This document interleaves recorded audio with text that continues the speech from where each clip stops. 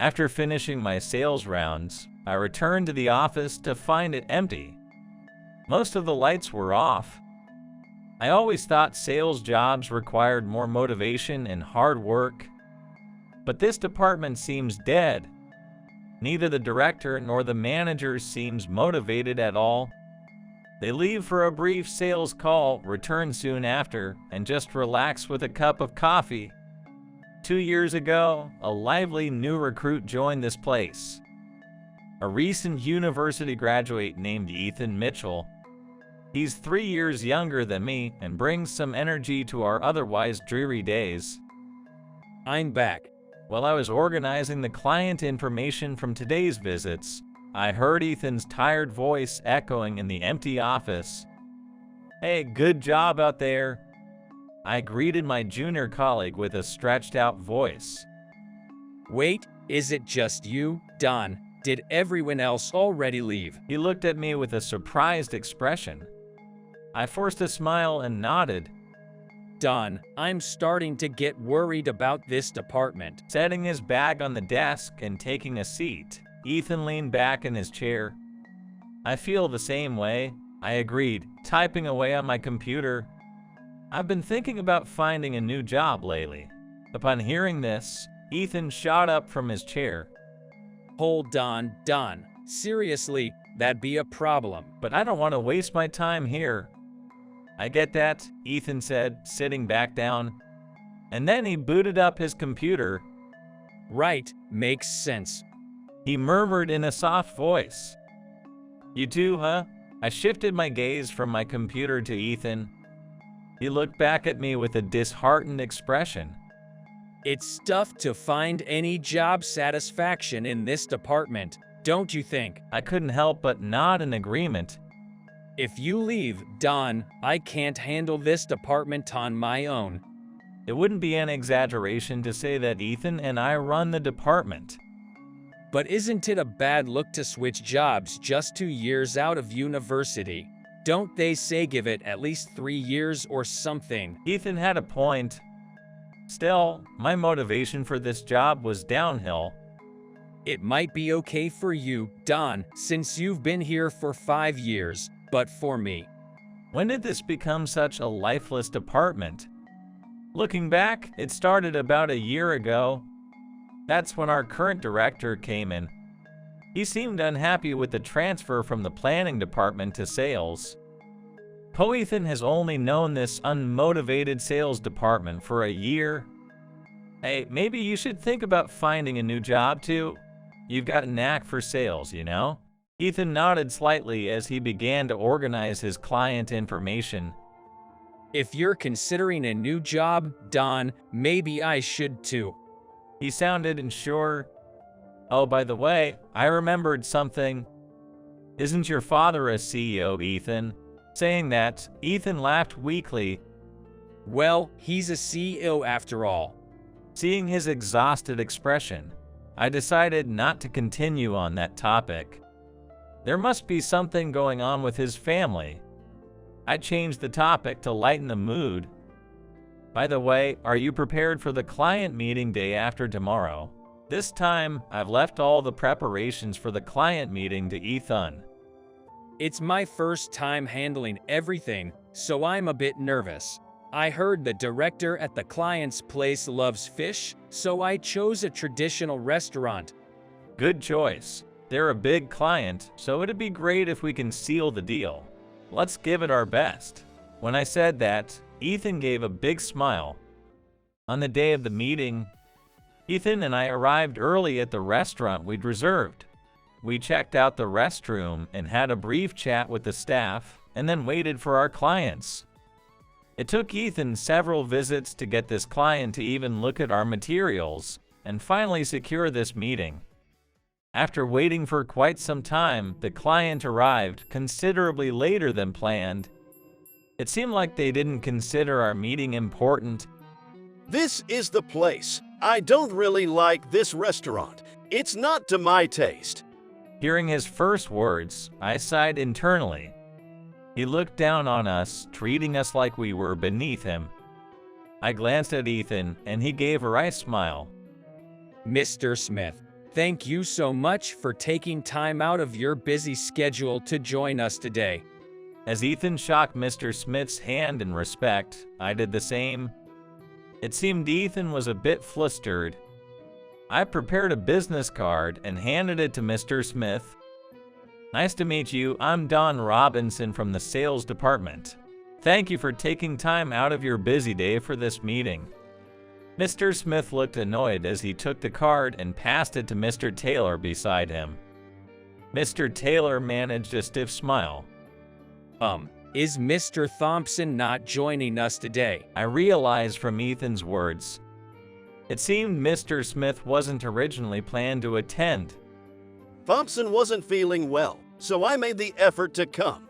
You should be grateful. I was taken aback by Mr. Smith's arrogant attitude. I've met many people like him in sales, but it was disheartening knowing he's a top executive. When the food was served, Mr. Smith sneered. Is this the best this place has? Who chose this restaurant? The question was directed at me, but Ethan intervened. Well, I chose this place. I hope it meets your expectations. I prefer meat. I don't like nibbling on fish. Mr. Taylor, sitting next to him, wiped sweat from his forehead. We continued with small talk and ate. Ethan seemed tense, and the conversation was choppy. What kind of meal is this? It's not enjoyable at all. The one who broke the silence was Mr. Smith. I stepped in for Ethan. Have you had a chance to review our product materials? Mr. Smith shook his head dismissively. Taylor has gone through them, so it should be fine. Mr. Taylor nodded when mentioned. Yes, the materials were well prepared. I'm considering a contract. Ethan's smile returned. Seeing that, I felt a wave of relief. However, just then, Mr. Smith, the senior executive, interjected. Who put this presentation together? Ethan replied, I did. And how long have you been in sales? Ethan answered, 2 years. Mr. Smith scoffed, letting out a condescending chuckle. So you're telling me that some greenhorn who's only been in sales for 2 years made this presentation? You probably just copied it from another presentation, didn't you? I clenched the glass in my hand, feeling a surge of anger. I knew how much time Ethan had spent on this client's presentation. He worked late every day, revised it multiple times, and consulted with me, giving it his all. And Mr. Smith was dismissing all that without a clue. Mr. Smith, Ethan's presentation is well prepared and Mr. Taylor, the department head, tried to intervene, but it seemed to fall on deaf ears. Taylor, you're seriously incompetent. You can't even differentiate between good and bad work. You're unfit for your title. Everyone was reprimanded, and the atmosphere in the room was tense. Ethan, was it? If you want to do business with my company, you better step up your game. Maybe come back when you've learned a thing or two. We're just not on the same level. Hearing Mr. Smith's words, I found myself reacting instinctively. What the hell do you think you're doing? Before I realized it, I had thrown my beer at Mr. Smith. Don, what the hell? Both Ethan and Mr. Taylor were taken aback by my sudden outburst. You're gonna pay for this. I'm reporting this to your company. As he yelled and pointed at me, Mr. Smith looked absurd. I wouldn't sign a deal with your company if you were the last one on Earth. Remember that. Leaving behind a biting remark, Mr. Smith stormed out of the room. Mr. Smith. Both Ethan and Mr. Taylor tried to follow him, but I ignored them, taking a big gulp of my beer. Oh, that felt good. I mumbled to myself as I waited for Ethan, hearing his hurried footsteps coming back to our table. Don, what the heck did you do? I'm sorry, Ethan. I ruined our chances at closing that deal. Hearing my words, Ethan slumped in his chair. But more than that. I'm probably getting fired. A dry, humorless laugh bubbled up from within me. The gravity of what I'd done was sinking in, but there was no undoing it. You defended me, didn't you? Ethan looked down, sipping his beer. I just couldn't stand it. He thinks he knows everything about you, but knows nothing. And he was talking down to you, and it just made me mad. So, it's my fault after all. I chuckled and playfully ruffled Ethan's hair. Well, what's done is done. Let's enjoy the night, have some good food, and head home. We weakly clinked our glasses together in a toast. A few days later, I was let go. I had to clean out my desk. I was called in early by the CEO and was told that if I wasn't fired, Smith's company would sever all contracts with ours. This would be a significant loss for our company. It was framed as a voluntary resignation. My only concern was leaving Ethan alone in a demotivated department. Don, are you really leaving? Ethan approached me with a look on his face like a lost puppy. It worked out for me. I was considering a job change anyway. When I said that, tears filled Ethan's eyes, and he shook his head. It's my fault. I'll talk to the boss. I grabbed his arm to stop him. Listen, Ethan, I truly believe it's okay. I messed up with your important client. I should be the one apologizing, right? Don't worry, I'll let you know once I find a new job. After hearing this, Ethan nodded with tears streaming down his face, looking resigned. A month after resigning, I hadn't found a workplace where I truly felt I belonged. Another day with no leads. I murmured as I headed back to my room. As I checked the mail in my room, a postcard caught my eye. The sender was Johnson Holdings, a renowned publicly traded company in the IT sector. I was surprised and flipped the postcard. It mentioned they wanted to meet for an interview, and I scratched my head, not understanding why. They want to interview me. Why would such a big-name company want to? I wasn't sure what was going on, but I decided to go for the interview on the date and time mentioned. If there's an opportunity, I'd grab it. That's what I thought, looking at the postcard. On the day of the interview, I stood in front of Johnson Holdings. When I showed the postcard at the reception, they quickly led me to a meeting room. I knocked and heard a voice saying, "Come in." There, waiting for me, was the famous Mr. Johnson. I've been waiting for you. I was motioned to sit on the sofa, and I said, "Thank you," before taking a seat. You're Don Robinson, right? I nodded, saying yes. "Thank you for taking the time to meet with me today." CEO laughed gently and said, "The pleasure is mine." He seemed like a kind person. He reminded me of someone, but I couldn't put my finger on it. Why did you invite me here today?" Looking a bit puzzled by my question, CEO replied. I heard about a promising candidate from someone. Clearing his throat, CEO gave a small smile. I couldn't think of anyone who'd recommend me to such a renowned company. Feeling out of place, I asked CEO, "Please be honest with me. This situation doesn't seem realistic at all. Even I can see that." CEO took a sip of his tea, looking a bit troubled. It's hard for me to fake things. I was puzzled by his words and tilted my head in confusion. I promise not to disclose this, but, Don, do you know Ethan Mitchell? I nodded. He was the important junior colleague I messed up with. That Ethan Mitchell is my son. What? I blurted out in shock. When Ethan was in high school, I divorced his mother. I wanted him to take over this company, but when he graduated from university, he refused. CEO said with a weary smile. I see. So that's why he didn't like being asked about his parents.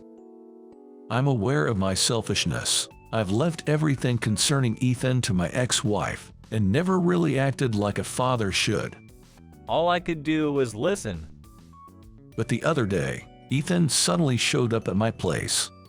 Ethan came to him and said he'd rather have me scouted for this company instead of him taking over. Why would? I didn't understand why Ethan would go to such lengths for me. He said if it wasn't for you, he would have gone along with everyone else and turned out to be a lost cause. It's because of you that he's who he is now. He said that. Seeing my surprise, the CEO asked, setting Ethan's story aside, "Do you like working in sales?" I confidently nodded. "Of course I do. It's a job where I can make people happy with our amazing products." Hearing my answer, CEO nodded in agreement. All right then, Don. How about working for this company? I want to work with you. What do you think? Such an opportunity might never come again. Ethan's face flashed before my eyes, and I smiled. Ethan had put everything on the line to plead to his father for me. Wasting this opportunity would be letting Ethan down. "Mr. Johnson, I might not be the best fit for such a big company, but I want to live up to Ethan's expectation." With that, CEO gave a warm smile and extended his hand. I'm back. I secured a deal and returned to my department. It's been 6 months since I joined Johnson Holdings. I still have a lot to prove. Don, you're back. How was the deal? I nailed it. As I said that, there was applause throughout the department. The sales department, where I was placed, was full of energy, nothing like my previous workplace. Don, could you check this document for me? The one who asked was Ethan. Due to my joining the company, the agreement between Ethan and his father was fulfilled, and now he also worked in the same company.